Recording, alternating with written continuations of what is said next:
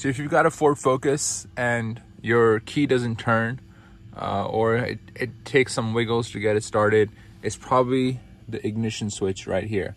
So the way to take this out, I like to put the steering wheel all the way up. There's 3 holes, 1, 2, and then the back 3. They have little bolts in them. I think this is a 6mm. I'm gonna unscrew them and then pop this cover off, and I'll show you the rest. Okay, so those ended up being 5.5mm, not 6. But once they're out, this whole thing will move. You wanna flip this lever down and basically pull up on this. On this side, pull up on that. So this hangs loose because we have to get to the bottom part of it.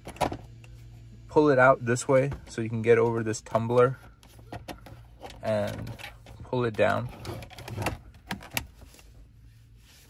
And on the bottom, we have to get over this lever. So you can see it from the top. This lever is getting in the way. This little black spot right here. So this is the movement that I did to get it off. I basically went like this and slipped it out. So now we have full access to the electronics and stuff up here, and we're gonna change the ignition switch. So this is your ignition tumbler. There's a little tube that goes down, and on this end is where that ignition switch is, and this is where it there's a slot it goes in, and it turns the switch. So we just go in here, press this, and get this wire out, this wiring harness. Now there's 2 tabs. There's a tab in here. I don't know if you can see that, but right inside there, you can stick a screwdriver in there. So I'll do that. So you can see this is the markings, the numbers on the ignition switch. And right next to it, there's this little rectangular slot. You stick your screwdriver in there. I'll show you from here as well. And as you're doing that, pressing down with the screwdriver, you pull out. There we go. So you press that and you pull out. Then you just pull this out. That's it. That's all there is to it. So if you can see right here, these are the little 2 tabs. They're just little push tabs on the top and the bottom. You push them. If you do them both at the same time, you can just slide it on out. So this is the part that goes bad. This is the ignition switch that goes bad. There's this metal slot that fits into here. So when we're installing it, that'll come in handy. This is not the original OEM Motorcraft part.